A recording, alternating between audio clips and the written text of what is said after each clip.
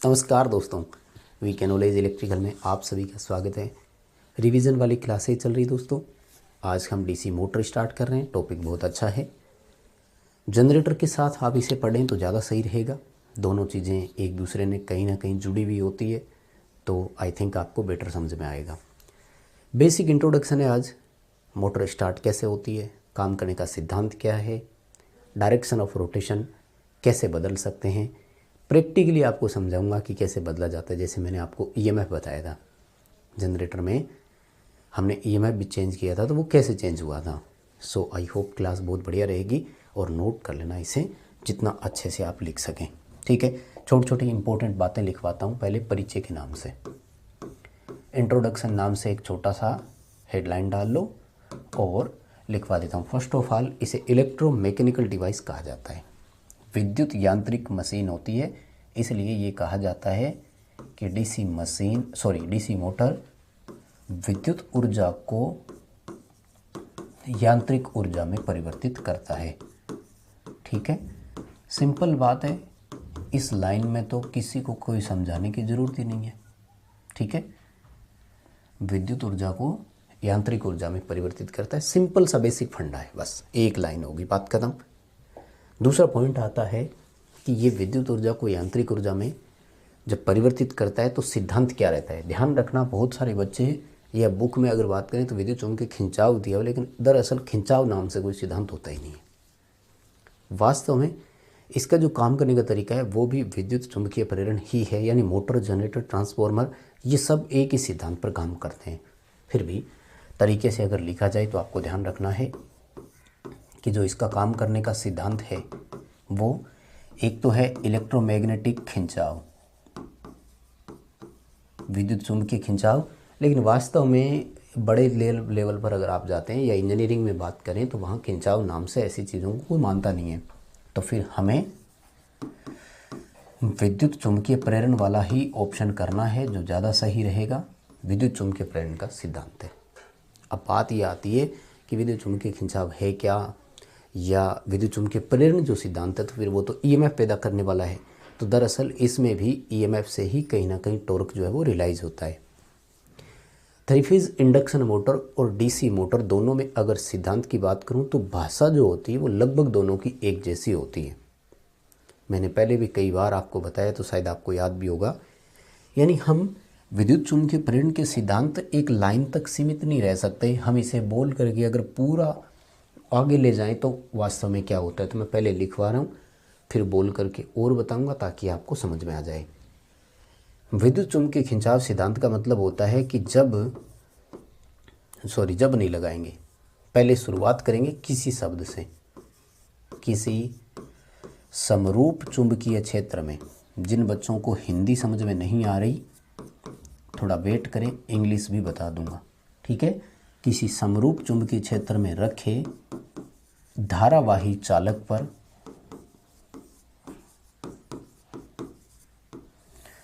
Overlap हो रहा है यार, है ना। थोड़ा सा पेन उठाने की हैबिट बनानी पड़ेगी। रखे धारावाही चालक पर, ध्यान से सुनना। समरूप चुंबकीय क्षेत्र का मतलब है यूनिफॉर्म मैग्नेटिक फील्ड, जो एक जैसा फ्लो हो, या यूं कहें कि एक बिल्कुल सीधी लाइन पर चले, यानी जिसका एमएनए जो है वो बिल्कुल लंबवत आता हो। धारावाही चालक पर बल उत्पन्न होता है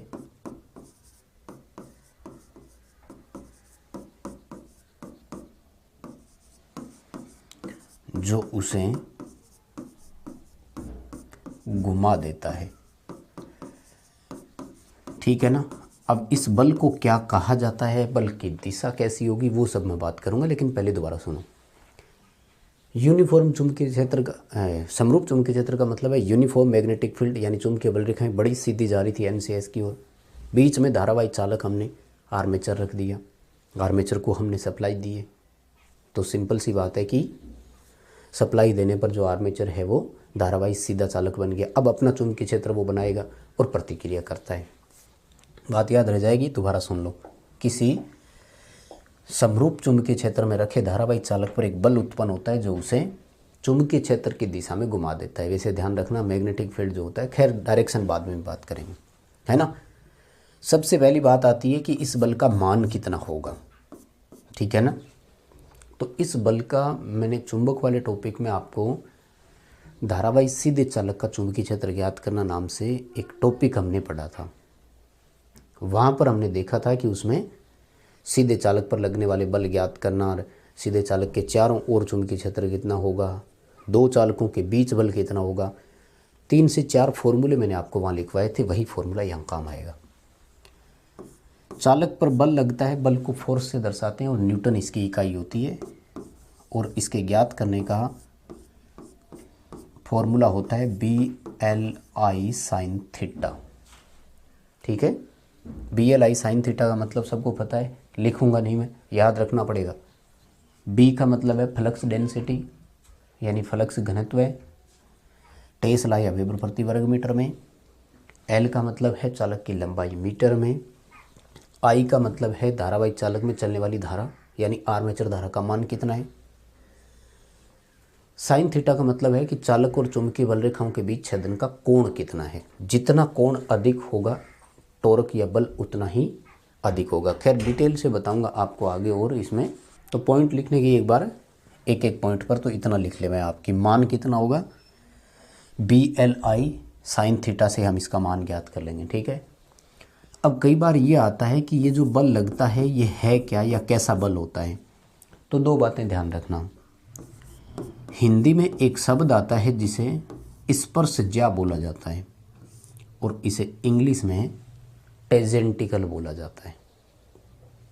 स्पर्शज्या इंग्लिश में टेजेंटिकल बोला जाता है, यानी ये बल सीधा लंबवत ना लग करके थोड़ा सा टेढ़ा लगता है। जैसे मान लीजिए ये आर्मेचर है, तो इस आर्मेचर के बिल्कुल केंद्रीय भाग पर ना लगने के बजाय ये उसकी परिधि पर लगता है। अब देखो, अगर मैं यहाँ से इसको दबाऊंगा ना तो ये घूमने की बजाय कंप्रेस होगा, लेकिन अगर यहाँ पर बल लगाया जाए तो ये देखो ये घूमने के लिए मजबूर हो रहा है। समझ रहे हैं आप। इसलिए इस बल को स्पर्शज्या बोला जाता है, लंबवत बल नहीं होता। हालांकि बल की रेखाओं के सापेक्ष चालक जितना लंबवत होगा उतना ही इसका जो घूमने का तरीका है वो ज़्यादा होगा, या यूँ कहें कि टॉर्क ज़्यादा होगा। कई बार इस बल को एक विशेष नाम दिया जाता है, वो भी ध्यान रखना। तो इसे लॉरेंटेज बल बोलते हैं, ध्यान रखना, ठीक है ना। लॉरेंटेज निरपेक्ष प्रतिरोध एब्सोल्यूट रेजिस्टेंस नापने की भी एक विधि है, ठीक है ना। तो इसे लॉरेंटेज बल या लॉरेंटेज फोर्स के नाम से भी जाना जाता है। यानी बल लगता कैसा है, टेजेंटिकल लगता है, हिंदी में उसे स्पर्शज्या बोलते हैं। बल को विशेष नाम दिया गया है, वो विशेष नाम क्या है, तो लॉरेंटेज मेथड या लॉरेंटेज बल बोलते हैं। गणना कैसे करेंगे, BLI साइन थीटा से गणना करेंगे। बल लगने की दिशा कैसी होगी, अगर ये आपसे कोई पूछे, है ना, तो बल की डायरेक्शन ज्ञात कैसे करेंगे, वो टॉपिक पूरा आगे आएगा तब लिखाऊंगा, लेकिन एक बार पूरी डिटेल लिखा रहा हूँ। तो ये फ्लेमिंग के लेफ्ट हैंड रूल से पता लगेगा। लेफ्ट को हिंदी में बायां हाथ नियम बोलते हैं। फ्लेमिंग के बाएं हाथ नियम द्वारा निर्धारित होगा। लेफ्ट हैंड रूल क्या है, कैसे काम करेगा, कौन दिखाएगा, उस पर मैं पूरी डिटेल से बाद में बात करूंगा। एक बार मोटा मोटी दोबारा सुन लो।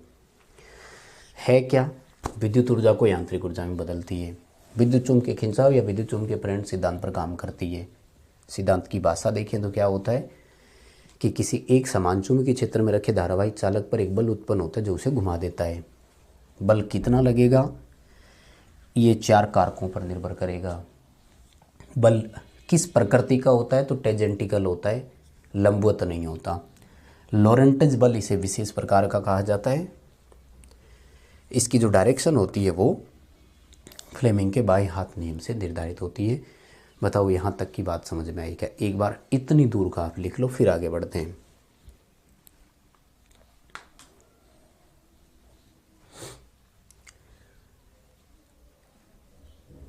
ठीक है, टॉपिक है काम का, वैसे इसको जितना अच्छे से आप लिख सके ना लिखिए।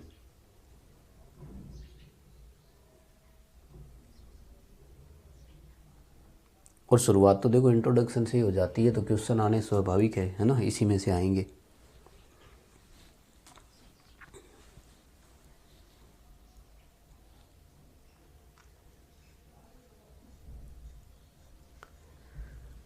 चलो आप वीडियो को यहाँ रोक लेना और उसके बाद लिख सकते हो, है ना, थोड़ी समय की बचत करते हैं भाई। देखो अब बात आती है कि आज भी डीसी मशीनों का अगर कोई यूजेज या इसके बारे में सवाल अगर अपन से पूछा जाए तो है क्या दरअसल, तो डीसी मशीन की एक विशेषता और एक कमी भी है। ठीक है, सिंपल भाषा में लिखवा रहा हूँ। यानी अगर कोई आपसे ये कहे कि डीसी मशीन का गुण क्या है, तो डीसी मशीन में 2-3 गुण पाए जाते हैं। सबसे पहला है बेटर टॉर्क, यानी बाकी जितनी भी मशीन है, चाहे सिंगल फेज इंडक्शन हो चाहे 3 फेज इंडक्शन हो, उन सब से अगर कंपैरिजन कराएंगे तो डीसी मोटरों का टॉर्क बेटर होता है। यानी नो डाउट आपसे ये क्वेश्चन पूछ लिया जाए कि निम्न में से किस मोटर का टॉर्क सर्वाधिक है, इंडक्शन, सिंक्रोनस और डीसी मोटरों में जब ऑप्शन है तो फिर आपको सीधा डीसी मोटर के साथ ऑप्शन पर जाना है। Point number 1। दूसरा क्या है कि इसका गति नियंत्रण बहुत सरल होता है बाकी सबसे। ठीक है, गति नियंत्रण सरल है और भार विशेषता वक्र भी इसका ठीक है। ठीक है, भार विशेषता उत्तम का मतलब है कि लोड अगर वेरी कर जाता है तो भी ये ठीक ठाक तरीके से उसे डील कर जाते हैं। भार के मान में यदि अचानक कोई परिवर्तन आता भी है तो इसमें इतना लोड करंट वेरी नहीं करता, फ्यूज उड़ना, वाइंडिंग जल जाना, ये चीज़ें थोड़ी सी कम आती है। लेकिन इन मशीनों का कुछ अवगुण भी है। देखो गुण के साथ अवगुण तो हर में ही होता है, कुछ नहीं है, छोटा सा है, बहुत बड़ा नहीं है, इसलिए आज भी उपयोग में लिया जाता है। एक तो इनको देखभाल और अनुरक्षण की अधिक आवश्यकता होती है। ठीक है, देखभाल व अनुरक्षण अधिक आवश्यक, यानी इनको ऐसे नहीं कि अपन चला करके छोड़ दिया, ठीक है लंबे समय से चल रहा होगा तो कोई बात नहीं, नहीं, समय समय पर बियरिंग में ग्रीस, कम्यूटेटर, ब्रूस, इन सब की हमें टाइम पर जांच करनी पड़ती है। दूसरा क्या है कि डीसी मोटरें स्पीड के मामले में अगर बात करूं मैं, इंडक्शन मोटरों से तो थोड़ी ज़्यादा होती है, चलने का इनका जो तरीका होता है वो, इसलिए इनके बेरिंग वगैरह पर समय समय पर ल्यूब्रिकेशन यानी ग्रेसिंग वगैरह बहुत ज़रूरी हो जाता है। तो इंट्रोडक्शन के नाम पर तो ये था हमारा इतना सा, सिद्धांत क्या है, काम कैसे करती है, और है ना। अगर मैं इसके पार्ट्स पर आ जाऊँगा, बाएं हाथ का नियम क्या है वो तो बाद में करवाएंगे। बेसिक इंट्रोडक्शन इतना सा ही है कि काम कैसे करता है, इलेक्ट्रोमैकेनिकल डिवाइस है, सिद्धांत मैंने बता दिया, बल कैसे होता है वो मैंने बताया, गुण अवगुण क्या है, गुण, इन सब गुणों के कारण वर्तमान में भी इसका उपयोग किया जा रहा है, वो कोई दिक्कत नहीं है। कैसे स्पीड कंट्रोल होती है वो तो सारे टॉपिक आगे आएंगे तो बात होगी, अभी इंट्रोडक्शन ही चल रहा है। बात आती है कि इसके अगर मैं भाग और संरचना पर बात करूं तो गुरुजी कहीं कोई अंतर है क्या? ज़्यादा अंतर नहीं है, डीसी जनरेटर के समान है, लेकिन 2-3 चीज़ों में अंतर है।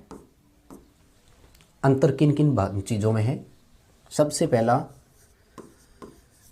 कम्यूटेटर के काम करने का तरीका, तो यहाँ कम्यूटेटर डीसी को एसी करता है, पॉइंट नंबर 1, यानी वो इन्वर्टर की तरह काम कर रहा है, वहाँ वो कन्वर्टर की तरह काम कर रहा था।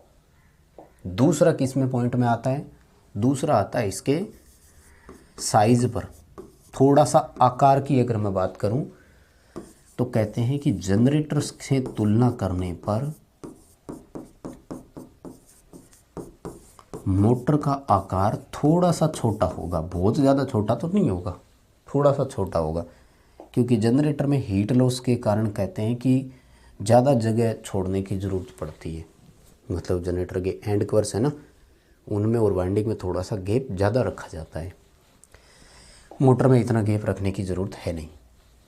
साइज़ के अलावा इसका जो आता है वो एक एयर गैप वाला भी आता है, तो ध्यान रखना है जनरेटर की अपेक्षा जो आर्मेचर और फील्ड पोलों के बीच एयर गैप है ना, उसकी बात कर रहा हूँ मैं। जनरेटर की अपेक्षा मोटर में एयर गैप कम होता है, ठीक है। कम क्यों रखा जाता है, इसके पीछे कारण क्या है? इसके पीछे कारण होता है मजबूत चुंबकीय फ्लक्स प्राप्त करना, ठीक है, ताकि चुंबकीय लीकेज जो है ना वो कम से कम हो, ठीक है। लिखो एक बार, यहाँ तक का इतना लिख लो आप एक बार। देखो छोटे छोटे पॉइंट बनते हैं लेकिन लिखना बहुत ज़रूरी हो जाता है ना, काम आएगी चीज़ें, एक एक पॉइंट का रोल होता है इन चीज़ों पर। तो आप नोट करें एक एक पॉइंट को ध्यान से जितना लिख सकते हैं।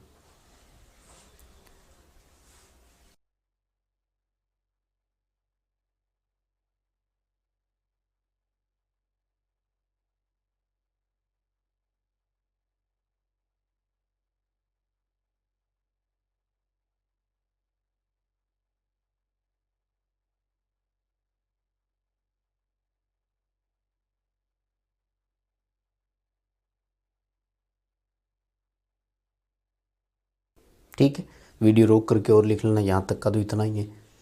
देखो इसके बाद में ये आता है कि अगर अपन और आगे बात करें तो पार्ट्स में तो कहीं कोई अंतर है नहीं, बाकी सब पार्ट्स वही है, bearing, terminal box, I bolt, and plates, है ना, armature, field winding, left, wave, series, shunt, वो सब कॉमन चीज़ें हैं। तो पार्ट्स यहीं रोकेंगे और टॉपिक यहीं ख़त्म करेंगे। बात आती है कि मोटर दरअसल स्टार्ट होती कैसे है, जिस लोरेंटेज बल, स्पर्शज्या बल की हम बात कर रहे थे, वो काम कैसे करता है, और अगर हमें डायरेक्शन ऑफ रोटेशन चेंज करना पड़े तो हम कैसे चेंज कर सकते हैं, वो हमारे पास क्या तरीके हैं। देखो आपको जैसे मैंने जनरेटर समझाया था ना, वैसे इसमें हमें क्या करना है कि 2-3 डायग्राम बनाने पड़ेंगे। पहले हम एक ऐसा डायग्राम बनाते हैं जिसमें हम एक यूनिफॉर्म मैग्नेटिक फील्ड को दर्शाते हैं। मान लीजिए ये यूं है इस तरह से, ठीक है। दूसरा हम एक डायग्राम बनाते हैं जिसमें धारावाही सीधे चालक का चुंबकीय क्षेत्र हम दर्शाते हैं। आप मुझे ये बताइए कि अगर मैं कैसे, अपनी मर्ज़ी से मान लो, कोई फ़र्क नहीं पड़ेगा। मान लीजिए कि मैं यहाँ से चालक में धारा को प्रवेश मान लूँ और यहाँ से बाहर निकलना मान लूँ। धारावाही चालक में प्लस वाले या क्रॉस वाले निशान से माना जाता है कि वो एंटर करता है, और डॉट वाले निशान से ये माना जाता है कि वो बाहर निकल रहा है। यही तो है, याद है ना सबको। जब प्रवेश कर रहा है तो ग्रिप रूल अपनाओ, चुंबकीय बल रेखाओं की दिशा कैसी होगी, क्लॉकवाइज यानी यूं, और अगर इस साइड की हम बात करें तो चुंबकीय क्षेत्र की दिशा कैसी होगी, एंटी क्लॉकवाइज यानी यूं। समझ गए। अब दोनों को कंबाइंड ले आओ, मैं यहीं से समझा रहा हूँ, ध्यान से देखना।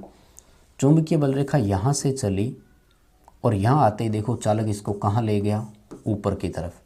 नीचे जब है तो ये विरोध करेगा, देखो, यानी फ्लक्स घनत्व कहाँ हो गया ज़्यादा, मैक्सिमम अगर बात करें तो किस तरफ चला गया फ्लक्स घनत्व, अपना ऊपर की तरफ। और जब फ्लक्स घनत्व ऊपर की तरफ गया तो वो चालक पर बल कहाँ लगाएगा, नीचे की तरफ।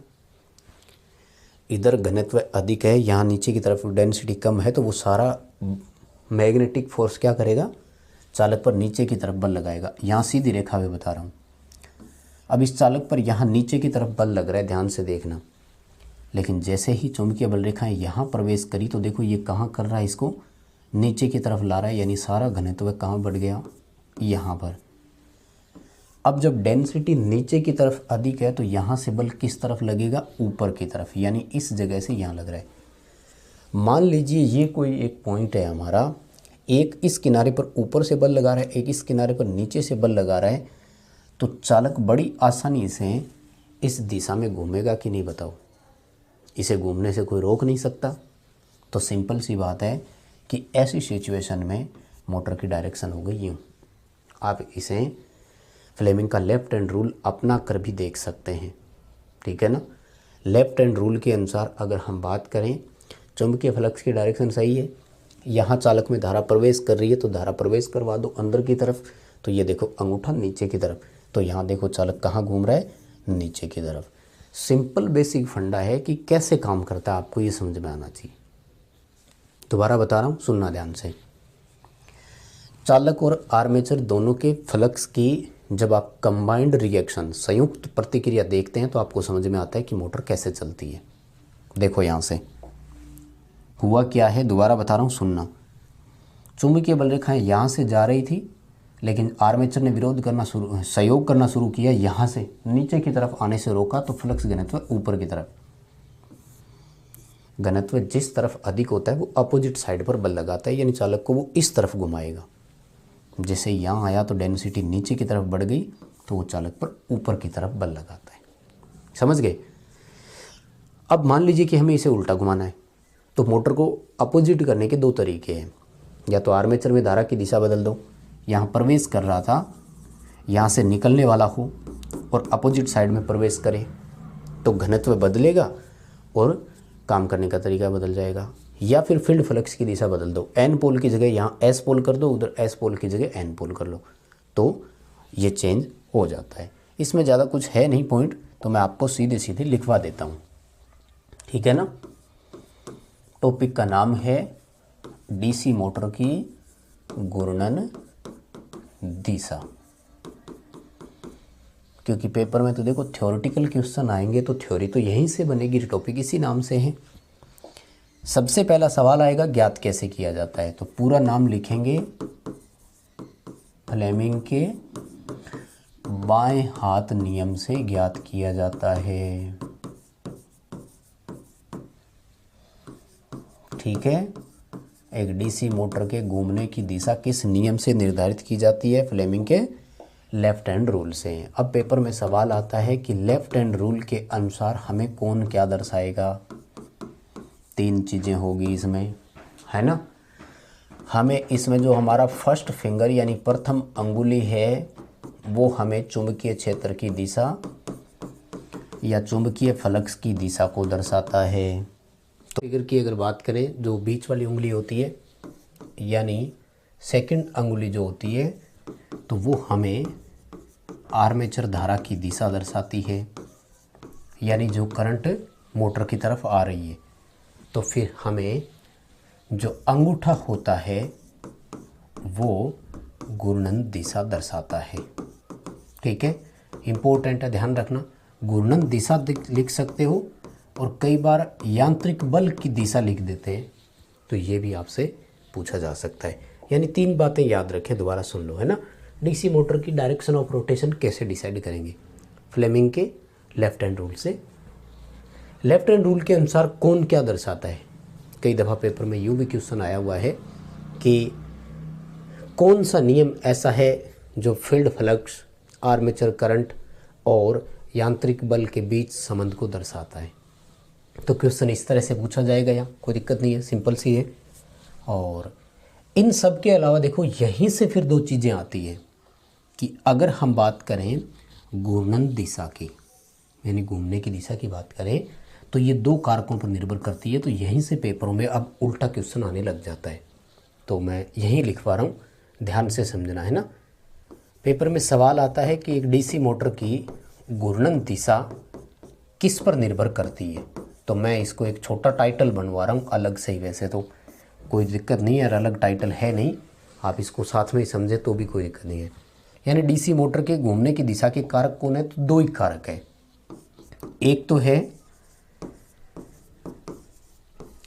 फील्ड फ्लक्स की दिशा। अब फील्ड फ्लक्स की दिशा तो हम सब जानते हैं कि जो फ्लक्स बनता है वो डिपेंड करता है धारा की दिशा पर, इसलिए इसको फील्ड धारा की दिशा भी बोल देते हैं। यानी क्योंकि फील्ड वाइंडिंग में जिस दिशा से धारा प्रवेश करेगी फ्लक्स उसी के अकॉर्डिंग बनेगा।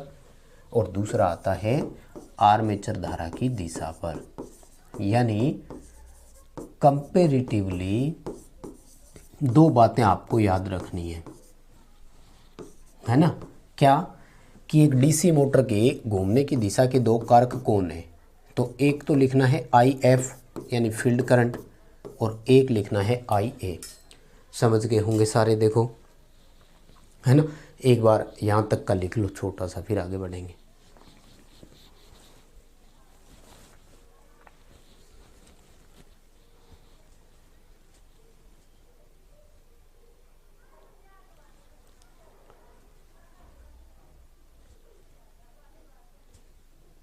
ठीक है, बेसिक 3 पॉइंट लिखने, कोई बात नहीं, वीडियो को रोक कर आप लिख लेना।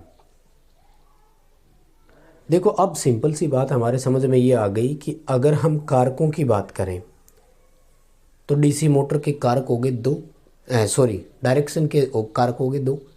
इसका मतलब यदि हमें मोटर की डायरेक्शन बदलने की ज़रूरत पड़े तो हमें इन दो कारकों में ही कोई ना कोई चेंजेस करना है ना। तो यहाँ से पेपर में हमसे सवाल पूछा जाता है, हम उसी पॉइंट पर आगे बढ़ते हैं कि एक डीसी मोटर की डायरेक्शन ऑफ रोटेशन परिवर्तित कैसे कर सकते हो।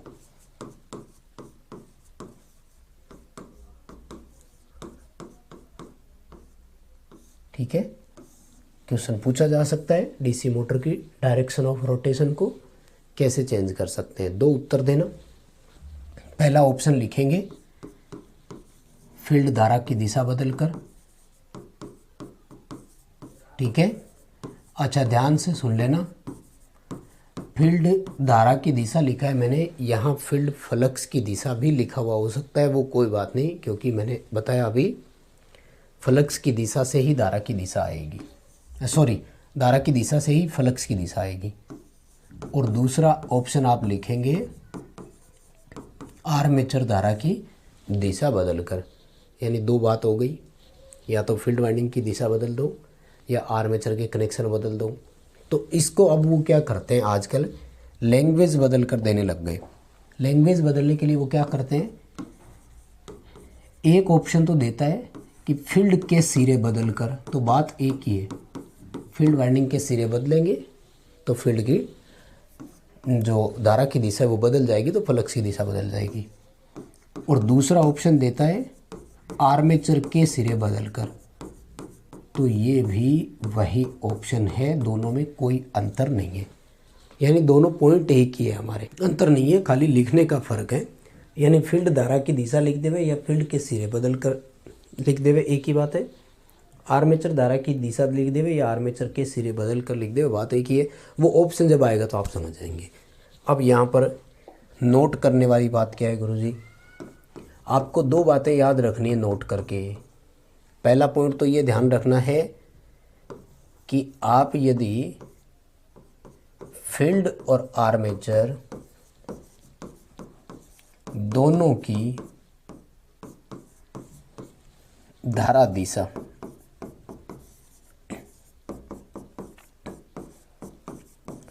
एक साथ बदली जाए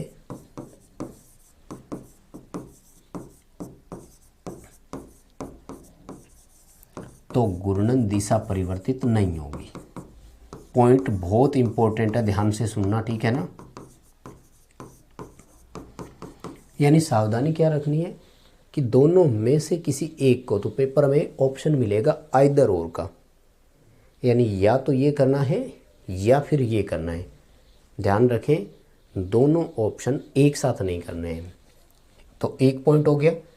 दूसरा पॉइंट इसमें क्या ध्यान रखना है आपको, दूसरा ये ध्यान रखना है कि आपूर्ति के सिरे बदलकर, आपूर्ति बोले तो सप्लाई, यानी सप्लाई के टर्मिनल बदलकर डायरेक्शन ऑफ रोटेशन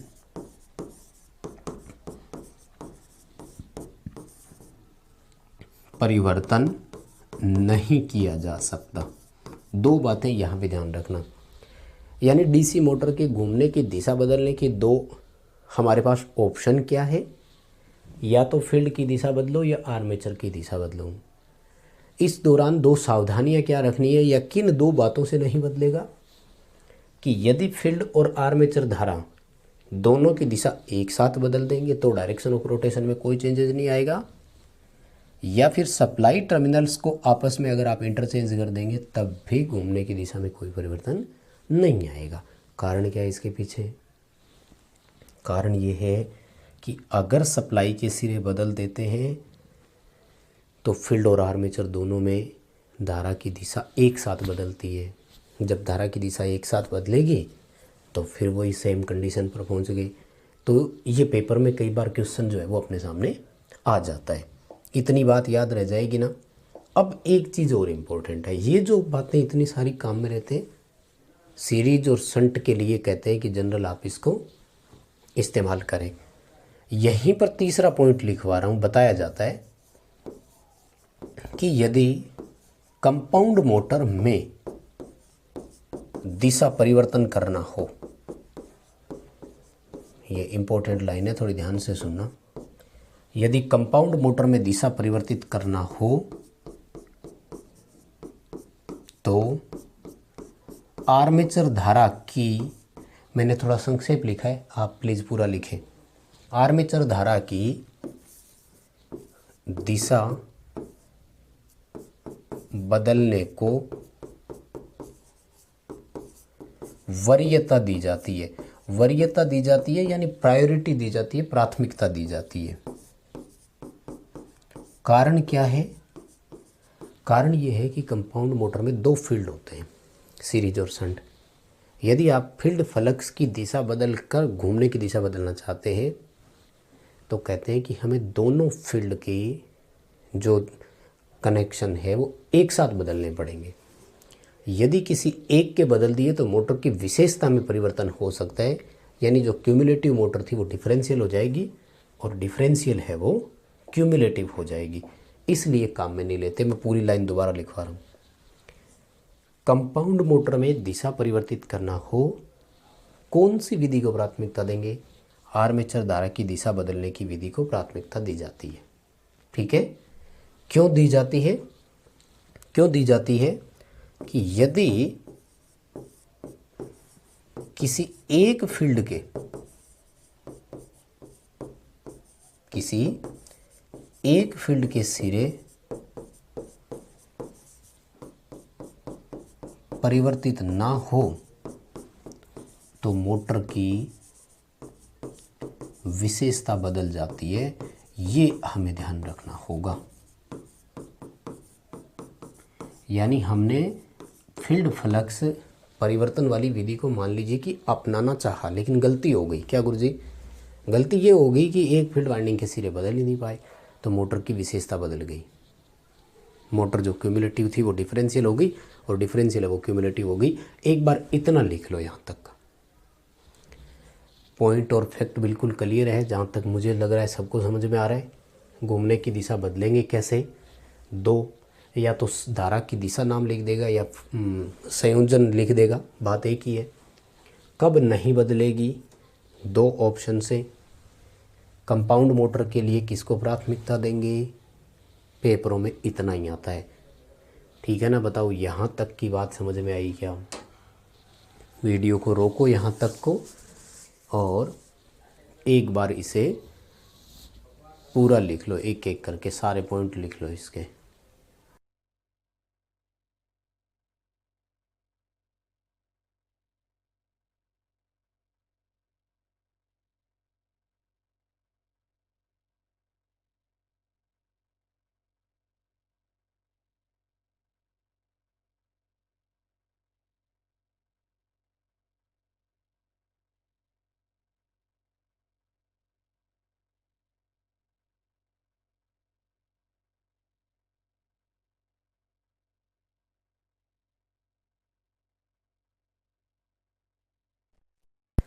चलो ठीक है, एक बार के लिए क्लास को यहीं रोक लेते हैं। मुझे लगता है इंट्रोडक्शन मोटर का काफ़ी है, किस सिद्धांत पर काम करती है और कैसे करती है।